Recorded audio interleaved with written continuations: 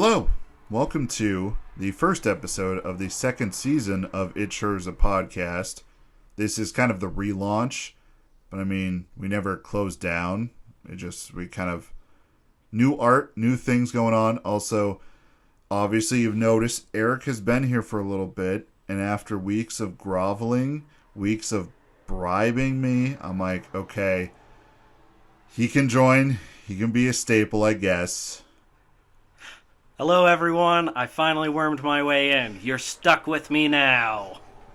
And I'm still getting over it, but we'll work through it together. Also, throwing it out there that the space we're in right now, we're in a very small, cramped little, and it's, what would you say this is? Like, it's not a It's closet. a storage room. Yeah, storage room. It's supposed to be a bedroom, but it's a bedroom for like an infant because it's so small. That's why we just use it for storage. Right. And with that, we got to have the window open or we are going to die. So this may be the episode where you might hear a car drive by, you might hear a bird. We're just warning you now, so I don't want anyone getting upset about it. The birds are beautiful. I don't want to hear any complaints about the birds. And the weather's been so nice that like I'm okay with doing that. Like it's like the perfect temperature outside. It's not too hot, not too cold.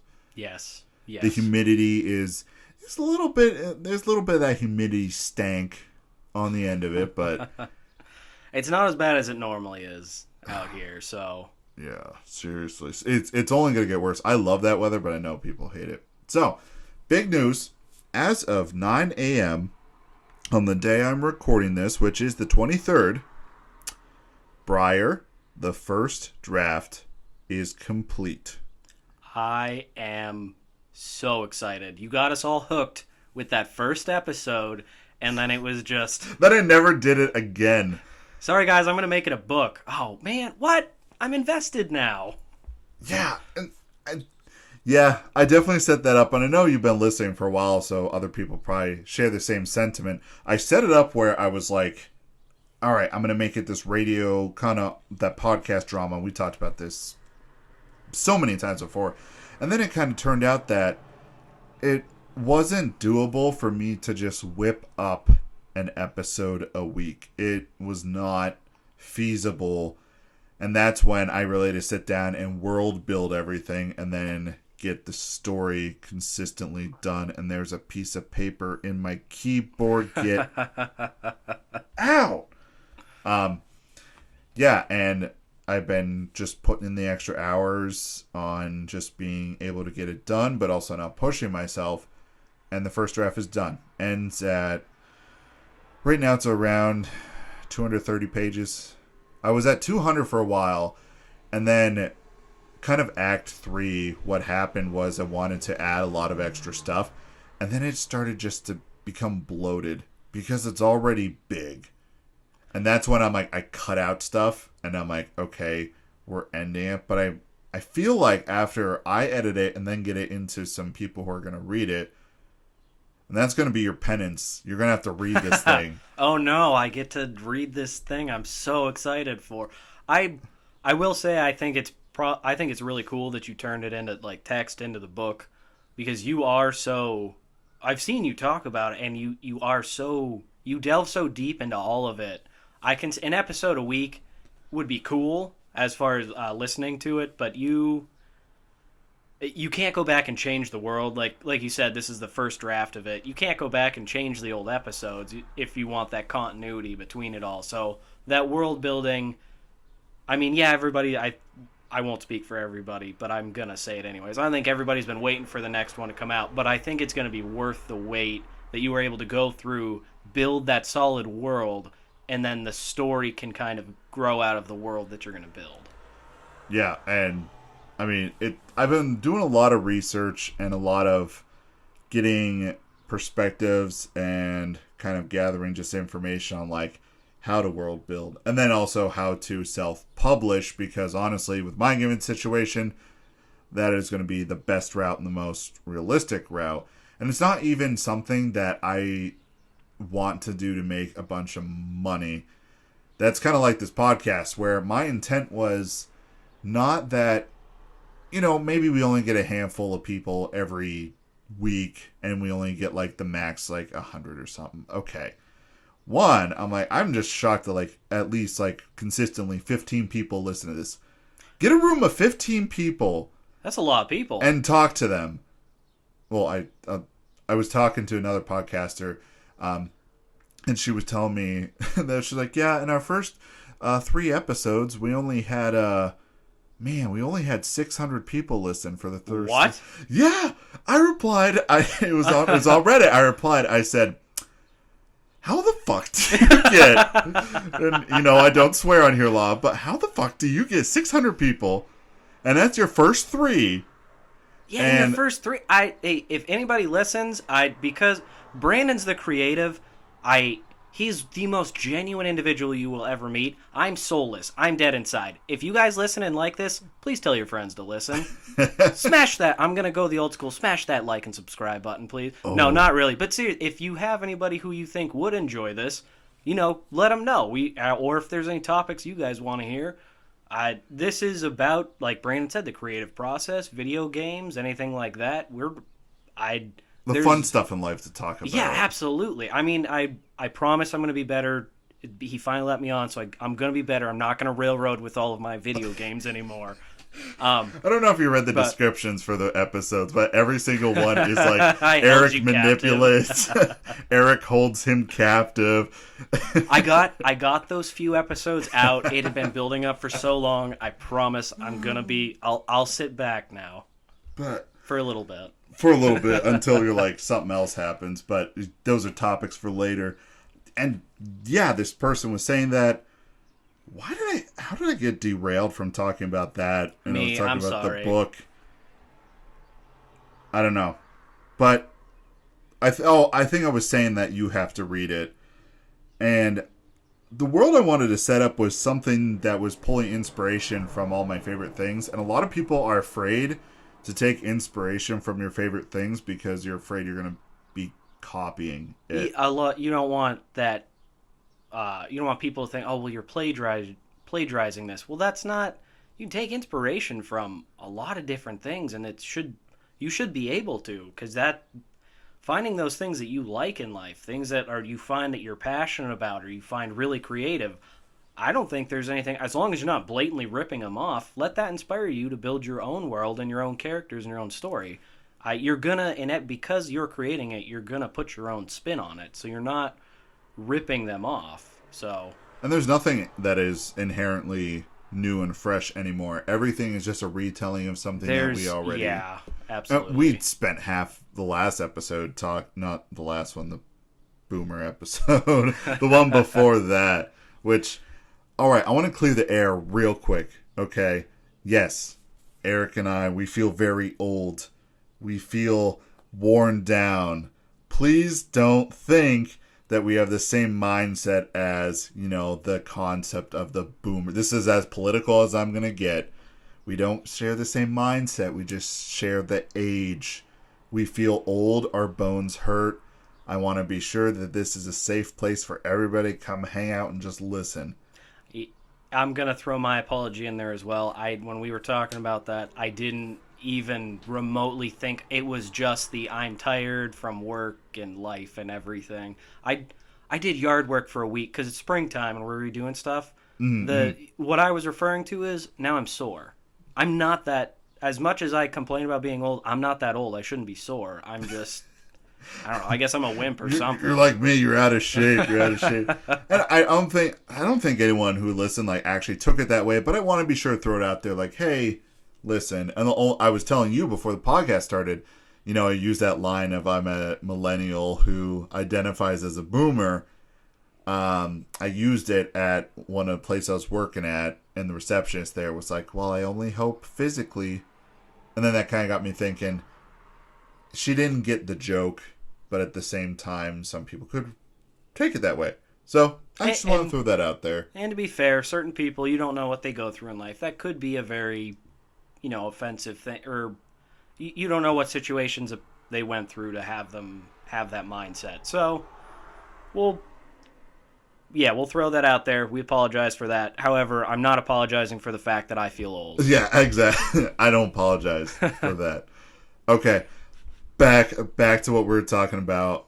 My pinky just touched the mic, I think. I don't think I've ever touched a mic head. I absolutely hate it. I hate that texture. Ugh, of like the filter that's on it, the butt filter. Yeah, I took a lot of the inspiration for Briar from some of my favorite things. And we talked about it last episode with Hollow Knight, which I don't know if you got to play. I love the idea of it because it's a kingdom full of bugs. I don't know if you knew that. Might be spoilers. They're all bugs. I definitely saw that theme coming through it. But they did it so well, it doesn't really feel like it. You kind of forget that bugs creep me out, so that's why I'm a city kid. Bugs, I don't do bugs, but as you're playing that game, you don't even really realize that. You're just like, this is such a cool world. It is, and like I said last time, I love it and I support everything about it, and I love the lore and world they built.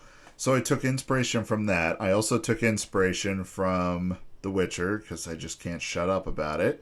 If you're gonna go on and on about anything, The Witcher is such a good game to do it for. Or I'm sorry, I keep calling it the game. Such a world because it has the books. So. Right, and a lot of my ideas for the book was based off of kind of a lot of the elements coming from the third game, but also this is gonna be weird and crazy because people are gonna hear this and be like, really? That's where you got inspiration? Have you ever seen the old John Wayne movie, Big Jake? I don't think I have. That is the one where his ex-wife contacts him after years of him doing his own thing and almost being kicked out of the home to go after these bounty hunters who stole his grandchild. And she's like, I tried other people, and I realized that the only way I'm going to get this done is to have someone who's as miserable and as terrible as you to go get my kid back.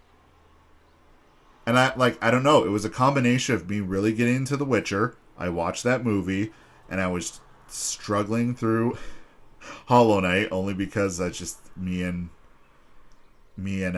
those Metroidvanias, we do not get along. But I would like to sit down and like force myself through it with a guide and everything. So as soon as I was to get lost and I get discouraged, like have that like helping hand to be like, okay, let's go. I think a map this. would definitely help out in that. But yes. I won't derail us.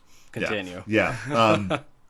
But the combination of all of those, and at first, like I'm getting to the end of writing, and I'm like, I don't think I've spent enough time with this character. But then I flipping back and I realized the first whole half of the part one in the book is about the daughter that Briar is rescuing. It has nothing to do with him, and then he's in the middle, and then in between you get a lot of flashbacks that develops his character on how, you know, this guy used to be this ruthless monster who just kill anyone because that's how he was raised, and then he kind of realized like I don't have to live like that. And then the ending is kind of all these characters coming together and all their perspectives clashing, but also the main antagonist, who I actually really like the concept for, which is he can be kind. He can be, what's the word I'm looking for? He can be a real good person, but like, not person. He's a moth. He's a giant Atlas moth. You know, the ones with the red and brown with the massive. That's what he is. And he can be all that. And then you find out he's very manipulative and he has goals. And then you find out like, oh, this guy, you're like, why is he a bad guy? He just seems like he has a goal. He has a vision. He's trying to bring justice to the valley, which I even have drawn up a giant map that I hang in the basement studio that I have of the entire kingdom and all the different places. So like when I'm describing it, like I'm like, okay, and I might have to change some of the names because my naming convention was that I would take, okay, this is a kingdom of bugs. They're kind of trapped in between the middle, like dark ages, like medieval times, but also almost caveman times because so they're in that very transitionary period of just starting to get the basics of kind of like engineering, maybe real rudimentary technology. Yes. Yes. Like the very what the six I can't remember the actual term, but there's like 6 basic mechanisms like the screw, the lever, I think the wheel is actually one of them. Like those, like this, the very, Yes. very beginnings. Yes, though of Okay. that, but like they have the wheels, they have the lever, and that's about it. They might have the pulley, Okay, but it's like they're just starting right? to. And a lot of the Okay. my naming convention is if okay, most characters cannot have a name that is over 5 letters because I wanted to. Okay, it's pretty much if you remember back to the very first thing I did, there was a slug that accidentally inherited powers of God, and then he kind of built this valley, and the kingdom of Thalu was like the main capital, and then some events happened where it kind of fell to Not really. it's not really ruined because everywhere else thrived, but it was just like, okay, that kingdom's dead, and then other kingdoms kind of took over for that. But right now, there is a lot of shifting, and like you were saying, they are on that transition. The valley is in the process of being militarized by this one capital city, and a lot of I keep saying people, they're insects, they're bugs. I think the only reason I could have like wrote this is because it's intimidating to create a character that is a person, because that is something you can relate to, like that is something I am. But I was sitting there, I'm like, why don't I just make them bugs? Why don't I just turn them into bugs? Like, I think bugs are awesome. Well, you could still give them human personalities, but that opens up just such a. It's hard. People are diverse. So character development, I mean, everybody has different personalities, unique traits, all of that. So I don't want to say it's not easier. I think it's if you do bugs, okay, moths are this type, or it takes away that like stereotypical human kind of because everybody's human. Everybody you can have good people who have bad tendencies and blah all that other stuff. When you have the bugs, it's a lot easier to give them as a race their own traits, their own I don't know mindsets. It's kind of like I took the like fantasy elements like from World of Warcraft or something, just where there's all these different races who have their own cultures and their own identities. It's okay, you can move it, you can shift it. I'm trying, just keep this. So right now, to go off topic for a second, Eric's like sitting in a chair and he has this board where he's like set everything up so he's not leaning into it. And we already talked about like, okay, we're gonna get a better, more comfortable setup. Okay, so that's giving you context on that. I wanted to have like different races, like the grasshoppers. They're hippies. Now I'm not using it as a derogatory term. Just like that's just simplifying it. They're hippies. They're very peaceful, kind of laid back. Yes. The mantici. I still don't know how to say. I think it's just mantis. I think it is mantis, and that's just what I went with throughout writing it. Mantis, they're just kind of like the warrior tribe, where they're just like all about just fighting, and they're jerks. I hate mantises in real life. Yeah. They're jerks. That's what they are, and they don't really have a structured civilization or a structured culture because of just them wanting to fight all the time. So they would be like the warrior nomads. Yeah. Okay. Yeah. That's a cool concept. Cockroaches are all sniving, conniving, backstabbing, and they're just gross. Because I want to take the elements that you do understand that insect is related to, like cockroaches. They're in dirty places. They're gross. But they're survivors. Yeah, their one redeeming trait is they can survive dang near anything. Exactly. And I don't know if gosh, that first episode was so long ago, and that's when I just stopped it because it was a creation myth pretty much. But there were some other elements where the cockroaches did some pretty terrible things to survive as their kingdom, which is Easton, which is all the way to the east. Where they're they made a, no, because this was going to be the second episode, I think, because it was about the Husk Hunts. That's right. I literally wrote it out. It wouldn't. I just decided to write it all, and I won't get into that too much more. But cicadas, those are farmers, but they don't live in the valley anymore because they were all hunted to extinction. because of the Husk Hunts. But are they, or I should say before I ask that question, are they still around? And if that's part of the plot? No, it's not part of the plot. Okay. It's part of, there are a few like times where like these outside stories sneak into the plot briefly just to be like, oh, that's one of those things. That's from that time, the Husk Hunts. Because I'll just drop this little lore tidbit. It's already written out, but the story gets done, and then what I want to do is just a book of just all the creation myths, these stories that kind of built everything that is in there. But top for another day. But the Husk Hunts was a cicada sheds its skin, and you have a husk, right? Well, find out that if you break a cicada's husk and you make a wish, that wish comes true. So, in the kingdom, everyone heard about this, and they just started, like, genociding cicadas because they had the husks, and they were hiding them because they saw it as a curse. And they're like, this is, like, too much power for anyone to have. This is terrible. But if they were to break them, they risk making a wish. And they don't want to do that. So, they have these storehouses full of them. And then that's why they're, like, hunted to extinction. Which is funny, because if you hunt them to extinction, there goes your wish factory. Exactly. Yeah, there's no more wishes. But at the same time, like, the kingdom isn't that bright. They are coming out of, like, the Dark Stone Age. Okay. And they're kind of transitioning into, like, the medieval and, like, going a little further than that. So they're just starting to realize that, I guess, the planning ahead. Yeah. Like, yeah, I can start this, but this is going to be a generations-long process. Right, and that's exactly what the Kingdom of Vessen, who's ruled by Vess, who is this giant centipede. Like, all these characters are made, and a lot of them don't even ever get mentioned in the story. But he's the one who was doing that exact thing. He's like, this is going to be multi-generational. I'm going to unite this whole thing. I'm going to take over everything. Pretty much he's just getting, like, peasants, and he's like, hey, I'm building an army. You want some wages? You want a meal on your table? You want to keep your family fed? You join the army. And they're like, okay. Because things are, like, pretty...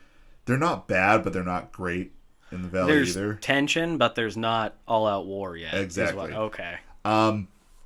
I think we branched off from this, talking about all the different insects and their tribes.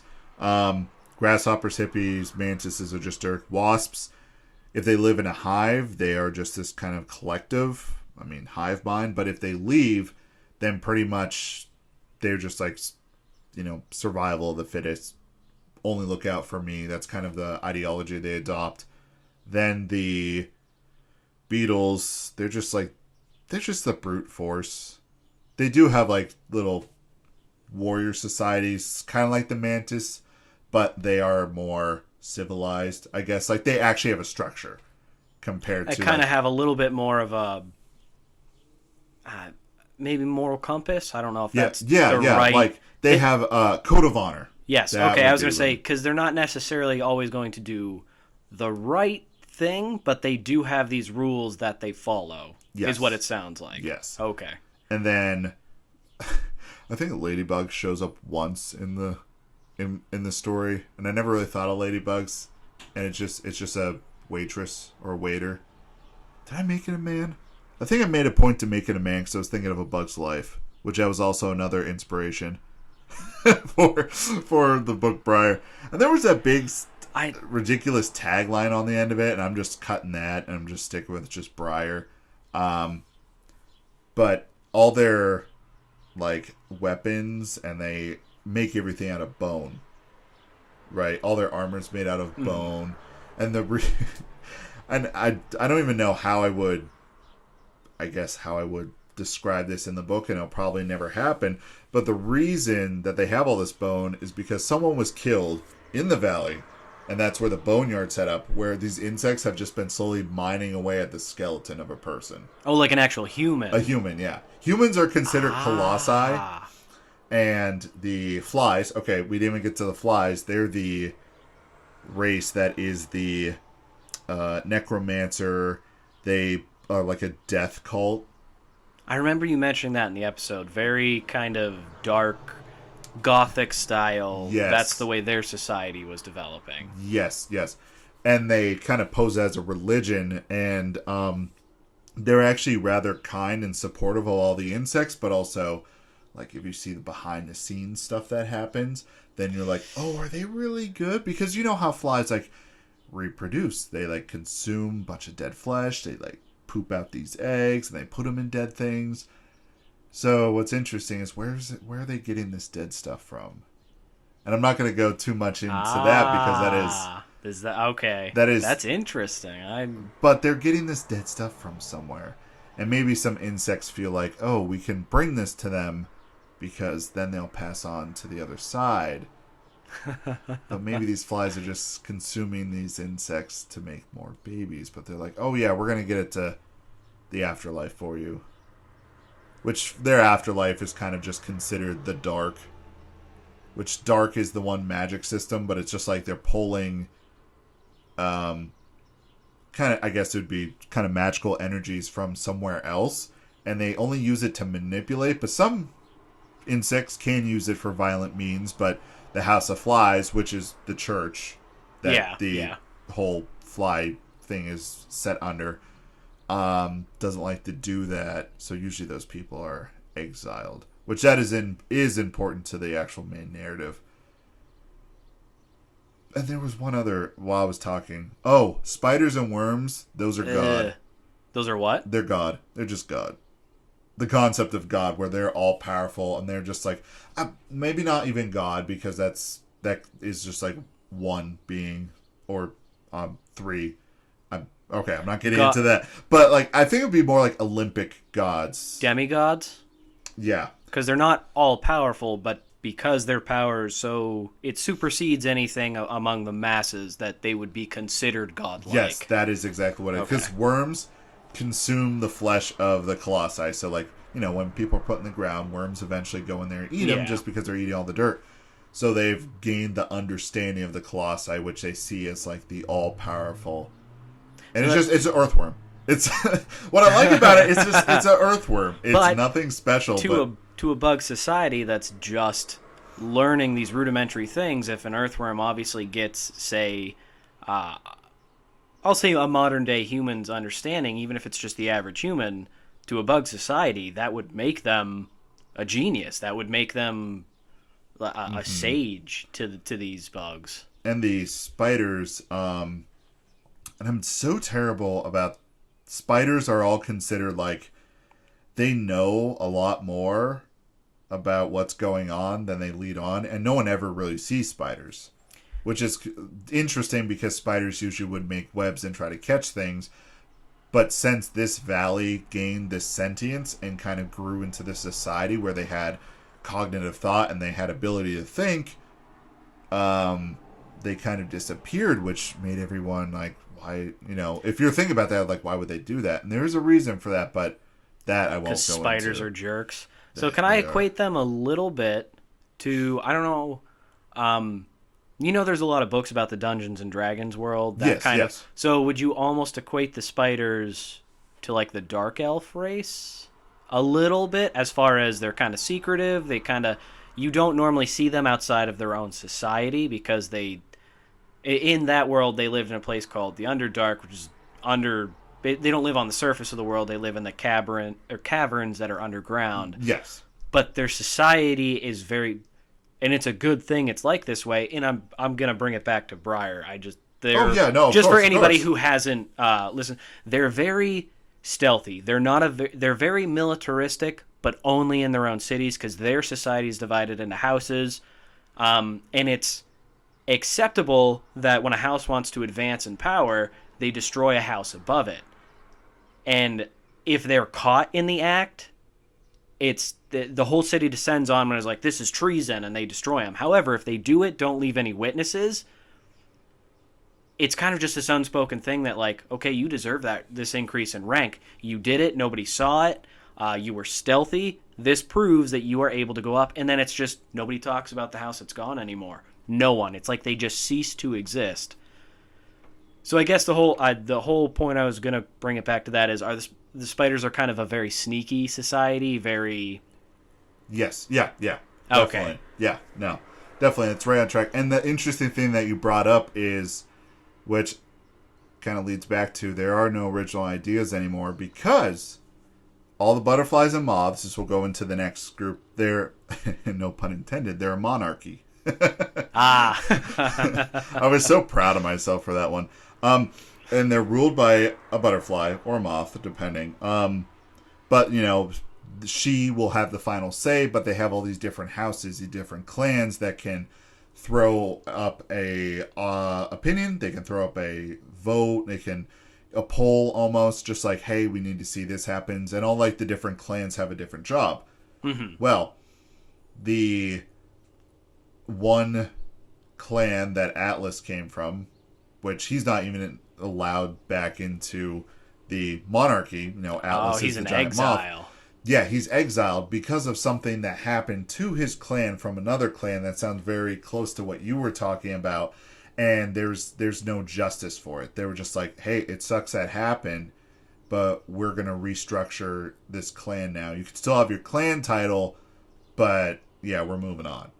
And he's like, my family was massacred, and you're not going to do anything about that. Oh. So it's so interesting you bring that up, and I'm like, I kind of had that idea. I mean, there's no original idea, but also, you know, no, but I like how that's not going to change what I wrote or what I'm going to do with it. No, but I like that though, because yours isn't like a sneaky kind of like society that this happened in. This is just a flat out, we're a very structured ruling class. Hey, guess what? This happened. Stick to what you're told to do. Yeah, I like that concept of what drives him out then. And I thought, because that's a cool plot point. I don't want to ask for too much, but I like that instead of him actually being exiled, he left on his own because of this happening.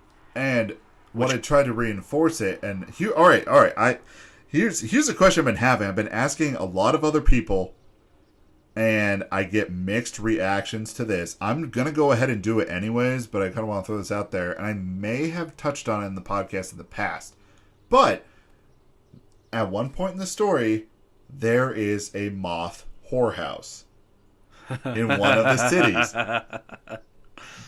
And my intention is not... baby. All right, I'm done. I'm sorry. My intention is not to go the route of making any, you know, like one of those like romantic novels or like one of those like a snuff novel. That is not my intent. My intent is to build this very real world.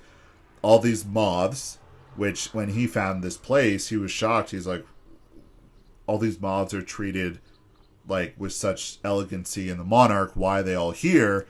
And the person who runs the moth whorehouse informs him that, yeah, everything that's on the surface isn't really what's really happening. And these moths would rather leave the monarchy, sell themselves, and be pillowers. I mean, that's going to be the nice term instead of just, you know, whores. They're going to be pillowers. They would rather do that and make consistent money and be treated fairly and nice compared to what they were living in.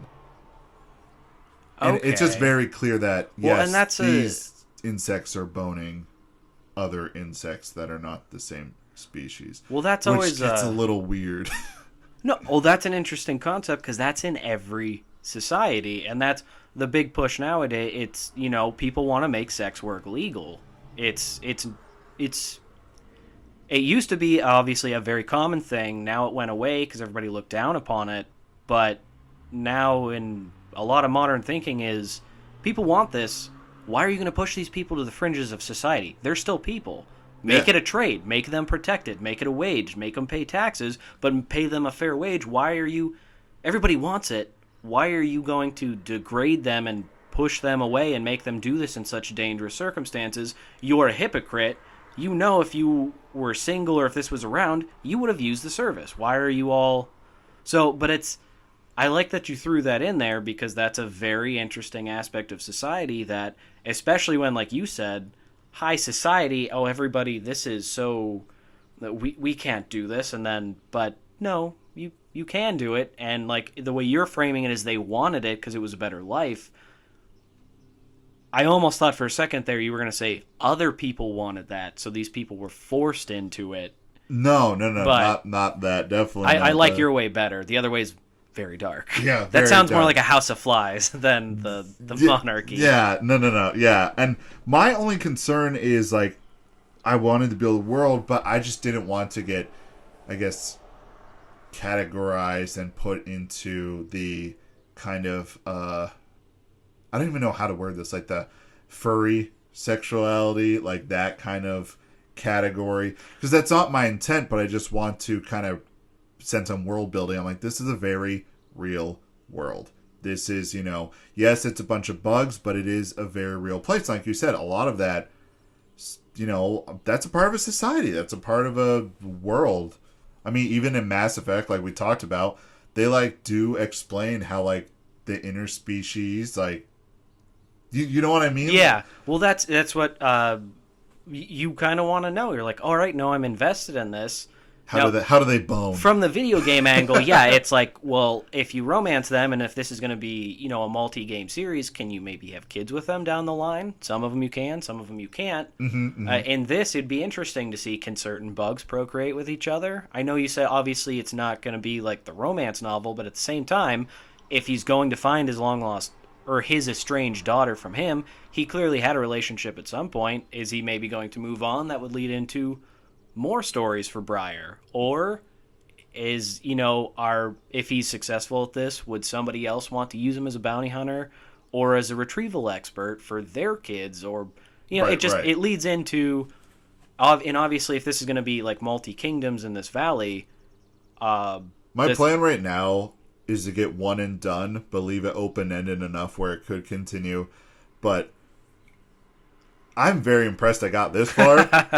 And, like, as I said, like, it was 9 a.m. because I woke up. I have a ridiculous sleep schedule. I wake up at 6 every day because the sun is out. And as soon as that's out, my brain's just like, you're awake for the rest of the day. I can't go back to sleep. So I'm like, all right, I'll start writing. And, and I kind of wrote. And I just, from, like, 6:30 all the way to 9, I knew I was close. And then I was just like, it's done. The skeleton's there. And that's what I wanted. And you bring up good points. Like if this were to continue, you do want to build a world and rules in that world. And then I did some research. Bugs, they do procreate in the way of like fornication, which is like the technical term for like humans. Yeah. So pretty much like, because if you look up a lot like dragonflies, they'll just like stab their tails together. I don't even know how that works, but they'll fly around. You ever been tubing on a river? What? You ever been like tubing, like inner tubing down a river? Yeah, you see that constantly on the river. Yeah. As a child, I was like, ha ha ha, they're playing. And then I got older and I was like, oh, they're not playing. Well, they kind of are. Yeah, but... yeah. And that's how all the bugs reproduce, but then they lay eggs, which that was also a different process. Curious, can they interspecies do it? Or like, can some do it? Here's my thought on can't? it. My thought is like they can, but they won't be able to make any eggs. If that makes sense. Like they're not gonna like, because obviously the DNA would just be too different. Yeah, okay. Yeah. That's kind of like certain breeds of dogs, or like the thought of like dog and cat. Like they're different species, you can't breed them that. Yeah, now, if it's like the same type of like if it's two beetles but two different type of beetles, maybe. But if it's like a moth and a fly, no, not gonna happen. Okay, no. Okay, yeah. I gotta say, I'm really excited because you put a lot of time and thought into this. I'm excited. excited to see it. I put way too much time and thought into this, which is nope. There is, because you're building a world. The hardest part is the first. All right, and I'm not creative. I can't speak to this, but I'm going to assume the hardest part is getting the first one out, because once that's there, the groundwork is there. The land is there. The creatures are there. You can take any story you want from that once the rules are made, and obviously you can change them as you go and everything, but once that outline is there, you can take any, because you said before you reference characters, you don't need to give everyone their giant story. You can always visit that later if that's something you always wanted to go back to. But so I'm very impressed that you got it done, especially, what did you say, 230 pages? Yeah, that's where it ended on. And obviously it's probably going to be longer, because at key points in the book, I feel like things are not explained or as fleshed out as I would like them to be. So it'll probably be longer. but also that's the whole editing process. So I have to read a whole book, like, before I'm able to sit down and be like, okay, I need someone to edit this, because I just want to make sure this story is concise enough and connected enough. Because there were some... I can see that. You don't want any major plot points. I would say sometimes a little bit of mystery is good, but I get your point, as in you don't want somebody to read that and just, like, out of the blue, how did this come to pass? Oh, yeah, and definitely I don't want to contradict stuff either. Like, yeah. Sometimes when you read, it's like, oh, this... I've read a few. I went in, going in this venture, I went into reading some very... I don't want to say amateur, but it's amateur. Like, someone writes a novel, doesn't really get it edited and proofread completely, and throws it up on, like, Amazon Books or wherever, like, where you can download them. Yeah. Yeah, I've read quite a few of those, and they were contradictions where it was like, earlier in the story it said they weren't there, but then later in the story they said they were there. There's a particular series that I loved as a child, and a guy was writing. It was based in the Dungeons and Dragons world, and it followed this group of people. Right. And he was writing this series for like 20 years. There's 30, 40 books in this series. Yeah. Well, some other people would do side stories off of this world, and I could tell the difference. Obviously, his writing style evolved and changed and got a lot more sophisticated throughout the years. Right. And I was so used to that by the end of the series that when I went back, I saw those contradictions when there was new authors building off of that. And I was like, oh, this I can see where, okay, you're clearly a newer author or you're newer to the series, because there's so much lore in that world. Like you're saying, they're like, well, we can't do this. And then immediately in like the beginning of the next book, they're like, okay, we did this. It's like, well, you just said you didn't do that. You were like, you couldn't find a different way around this plot point. You were just like, okay, it's just going to be easier. We're going to contradict it. Because the main thing I'm thinking of is they're like, we can go through this portal, but don't worry, we can go back through the portal whenever we want.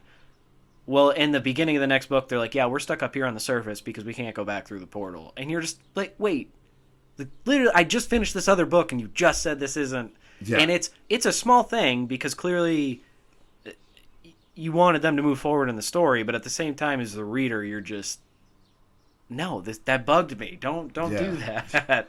And the one thing, and I made sure to make a point of it, that it's an in-world thing, is that they're bugs. They could just fly everywhere, for the most part. So why don't they fly? Right. Like, that was my thought. I'm like, oh my gosh, I could just like, all right, they need to get from here to here. Dude, I'm just going to make them fly. They got wings. Go fly over there.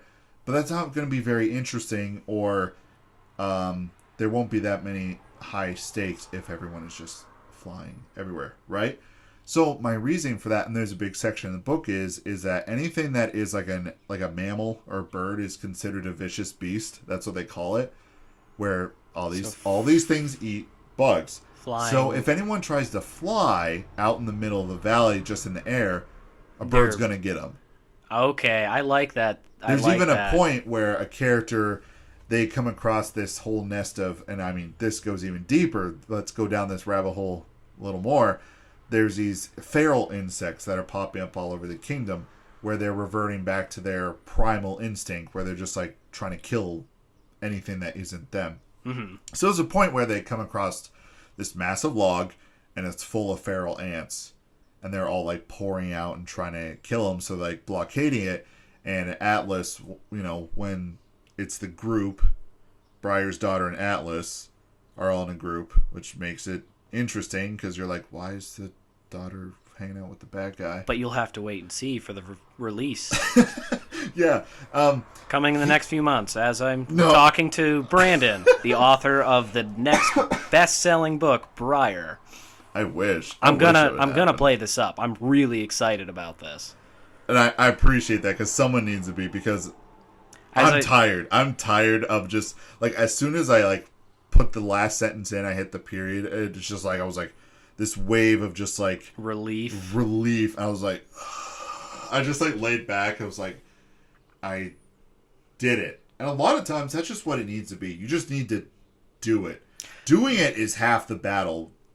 We always talk down about ourselves, and we're like, we can never be as great as Brandon Sanderson. We can never be... I hope I got that name right. He writes a lot of great fantasy books. I can never be great as this author or this author. I'm gonna shout out R.A. Salvatore was the author I was referencing earlier. He did all of the Driss Duorden books and like the Companions of the Hall, like the new. I swear I'm not gonna derail us too much, but the new Baldur's Gate 3 that came out. Yeah. That I believe I was reading in the Game Informer magazine. I want to say that was based off of the Companions of the Hall, which is. I mean, I did a whole podcast on Baldur's Gate 3. It's real good. I maybe it wasn't Baldur's Gate 3 then. It was a different Baldur's Gate. But it was in the same game. universe. I mean, yes, it's in the same universe because Baldur's Gate is just a city. And I wasn't like saying like your information was incorrect because I don't know. No. But I'm just saying it is incorrect. I'm glad you did that. Baldur's Gate 3 is a different story. There's a new game in production. I can't think of the name. I'm sure you could Google it and find it out. But there's a Baldur's Gate game coming that is based off of. They're known as the Companions of the Hall. It's Driss Duorden, who is the Dark Elf Ranger, kind of exiled from he left his own society because he didn't like it. He's a very good individual. They almost label him like a paragon, like a really good. And right, yeah. Initially, his society, Dark Elves, are inherently evil. A lot of it is just how they're raised, and goodness is kind of stamped out. But he survived it, got out, blah blah. And then all of them, they have a mixed bag of characters. Very good books, but that's what that one was based off of. I had a point. I lost it. I was going to relate that back to Briar somehow. I swear. It's okay. I mean, you saying that does relate it back. And I'm sitting here, I'm also trying to think. Like, I'm fascinated by what you said. Don't get me wrong, but I was just like... I swear, I apologize, everybody. I've been working like nonstop this week. My attention span is very, very limited right now. I think the point was going to be along the lines of just the amount of creation that goes into a world like that, and how you as the author, that relief that you feel. It's just, you need to get the one done, because then the world, even though you create it, it'll almost build itself once that first one is done, once you get that relief out there. Because then if you ever want to go back to it, you're not creating this world from scratch. Like, all that stuff I just talked about, I think that was in Baldur's Gate, that was a small group of people. There are so many books, games out there about all of these different characters. Mm-hmm. It all stemmed from, at some point, I don't even know if R.A. Salvatore was the original. I mean, obviously Dungeons & Dragons was a game, but whoever finally took that and maybe made it into a book or a video game first, they probably felt that same relief. Once it's done, that creative process at least started, and it has that solid foundation. From there, it's almost more fun to create more, instead of just this fear of, not even fear, anxiety of, did I do it well enough? How do I relate all this? Right, and now I'm getting where you drew it to, because that guy, I already forgot his name, R.A. Salvatore. R.A. Salvatore. He was probably in the same boat where he was like, I'll never be as good as this person or this person, but he just went ahead and did it. And like now he's like, that was my other thing. If you read his initial books, they're good, but the writing style is a lot more simplistic. It's very straightforward. Right. And I think he was more worried about a very linear story.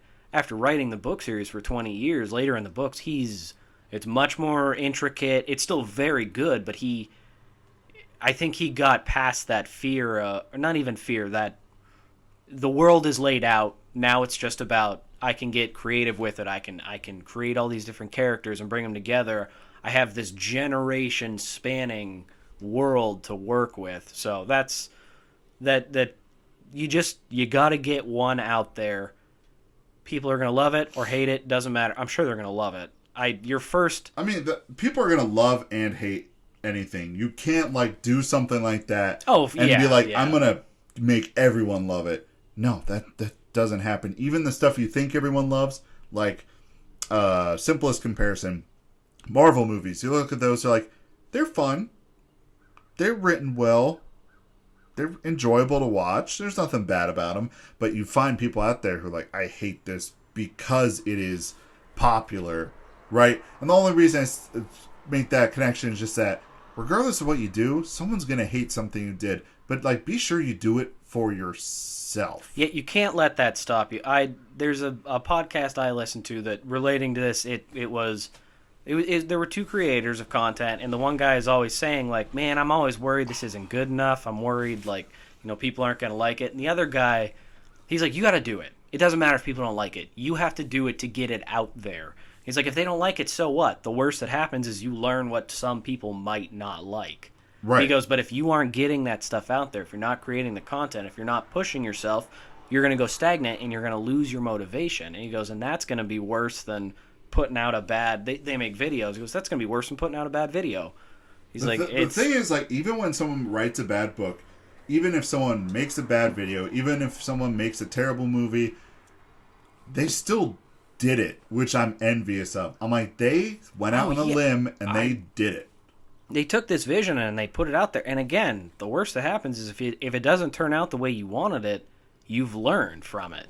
Okay, next time I'll do this differently, or maybe I want to develop characters in this special way. Or as a very non-creative person, I am incredibly envious of all these people who do that. I'm much more of the consumer as far as worlds and lore and everything. I think you're a lot more creative than you think you are. I think you're a lot more creative in the way that you're like, you don't see yourself having the talent of being able to draw this stuff out or write this stuff down. But like, from just talking about, we've been talking about 50 minutes about this, that like, I see the gears turning. Like, there's a lot more creativity in there than you give yourself credit for. I love, like, if you give me just the backstory and worlds, that I love delving into. I'm great at delving into the world, but I think that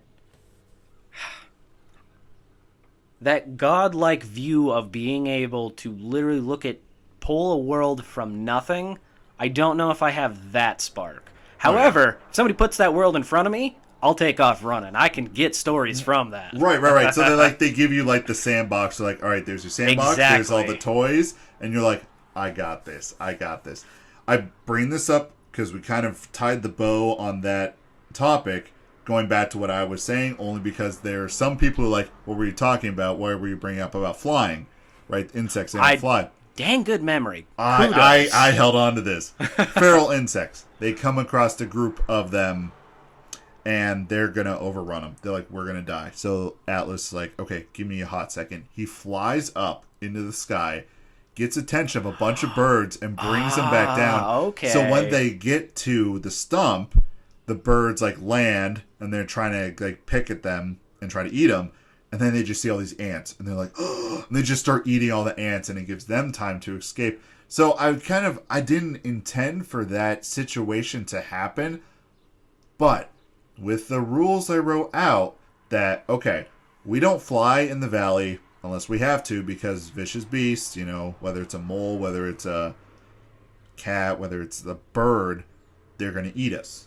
Mm-hmm. So I came up on this situation because basically what I did was I just had a bullet point of I want this happen, this, all the way down.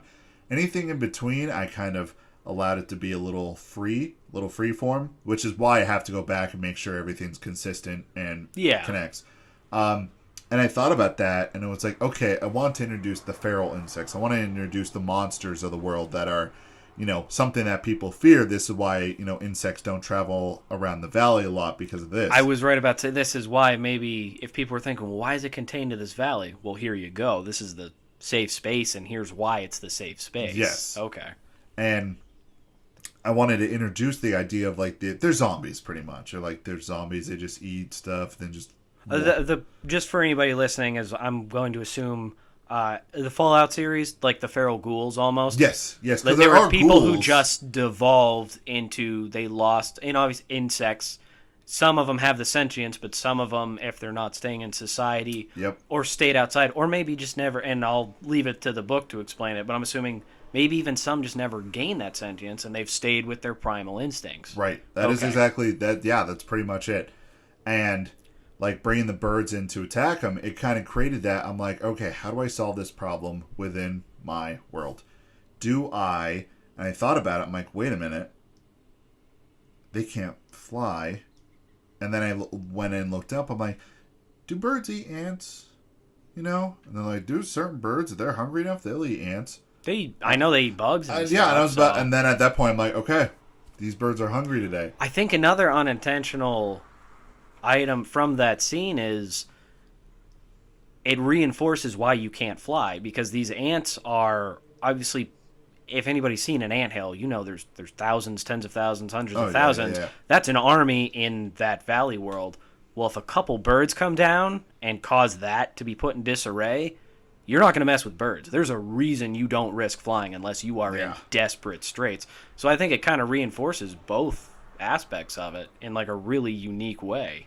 And that's just... and I think the real point I kind of want to bring together is just, if I can do it, anyone can do it. I stumbled upon this stuff, but I even talked in past episodes, and I'll say again, world building is so important. And that's the funnest part. You sit down and you get to play God for for how long it takes. Like, as I said, I literally have a map of where everything is, and there's locations on the map that I put that aren't even talked about. Well, they are talked about, but like the heroes don't go there. The protagonist doesn't even go there. They're just there. And it's just like, oh yes, that is the thing. That is where, the Mantis and the Beetles kind of have an agreement, and they kind of have a structured society, but not really. But we don't even kind of like a little that. Neutral ground, just like for now. Yes. Let's get our economy going. This is a decent meeting area. Yes. Yeah. Might come into play, might not. Never know. Yeah. And it just, if anyone can do it, no. I have to just say that backwards. If I can do it, anyone can do it. And I think you just have to get inspired by something and find that drive. Now, also at the same time, I'm not saying that I'm cured of this, because as soon as I finished writing the last page, as soon as that was lifted, this next level of dread slowly blanketed itself on me and said, hey, you wrote this book, but it's going to be for nothing because it's just going to sit in your computer. I'm like, no. I'm like, you shut your mouth. No, I'm going to take a little bit of a break, and then I'm going to go through. We're going to start editing it. We're going to start cleaning it up. I also noticed the word they, their, all those theirs. I will only write as the word the. Or, what was the other one I noticed I was doing? I don't remember. But it was something like that where I will write in my brain, I'm like, I'm writing down the word there. I just write the. It's for all of them. They, their. Even then. Oh, no. I just, or then or them, I just write the. And my brain says, you wrote them. You can keep going. And I was just like, you piece of trash brain. You're worthless. Well, that's what the editing is for. Oh, so. yeah. All these books that, I mean, a lot of the books I listen to right now are audiobooks just because of my job driving around all the time. I can actually get reading done. I mean, those books were never 100% perfect. And I even talked about this guy on the channel in the past, Daniel Green. He wrote his own book.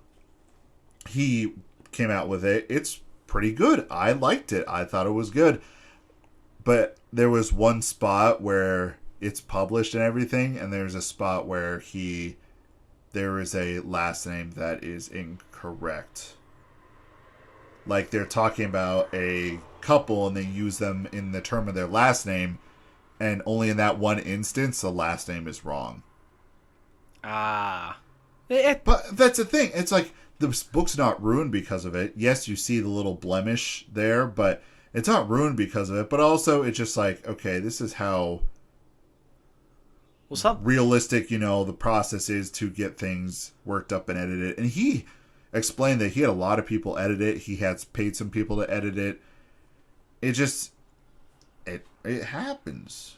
Well, that was, I was reading, for our first wedding anniversary, my wife knows me very well. She got me a very expensive, very nice leather-bound set of the Lord of the Rings book, the Hobbit book, and the Silmarillion, which I'm super excited to read. I don't consider myself a real Lord of the Rings fan just yet because I haven't read that yet. So I'm like, it's there, it's on my mind, I'm going to do it. But I was reading the foreword in the Lord of the Rings book, and they were talking about the editing process for the Lord of the Rings. Right. How many different versions came out because he would send it to the editors, Tolkien would, And he would get it back, and they're like, okay, we made all these changes. He's like, no, you have to let me approve changes because of all this terminology that you're correcting. I intended it to be this way. I intended it to be not wrong, but he goes, but in the space of this world, this is how it's structured. So it's not actually incorrect. And it was just revision after revision after revision. So that's why there were so many different versions of the book. Yep. And it was, I mean, and it, some of it didn't matter in the sense of you still could read it and you would get the story, but like you're saying, you put your heart and soul into this. You built this world. You know, you want to make sure the editing is correct because this is how you intended it. So it was very interesting to see the amount of work that first off, the amount of work that goes into world building and then just the process of editing it and getting it out there. But because I'm so excited, I'm not going to let you sit on it. I appreciate that. Also, I appreciate how you've definitely been stroking my ego this whole time. You're like, it's a great book. Yes, it's wonderful. You're a perfect person. Please let me stay.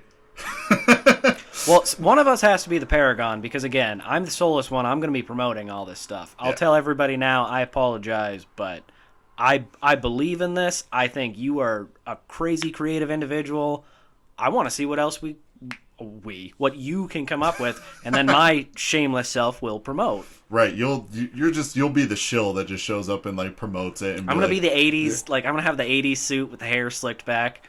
Hey guys, I got this great new upcoming artist. What do you want for him? You don't want to miss out on this opportunity, guys. You'll have like the big obnoxious microphone they used to have too, and your hair's just and you're just like all right, let's here. That's another rabbit trail I almost went down, but I cut myself off because we got to end it or we're going to be here all day.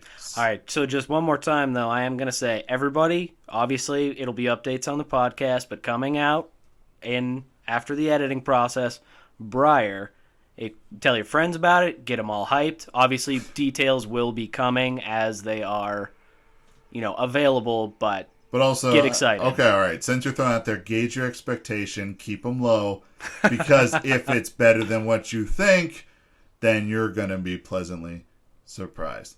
Okay, I will see you all later. Take care, everybody. Thank you for listening, as always. Love you guys. Bye.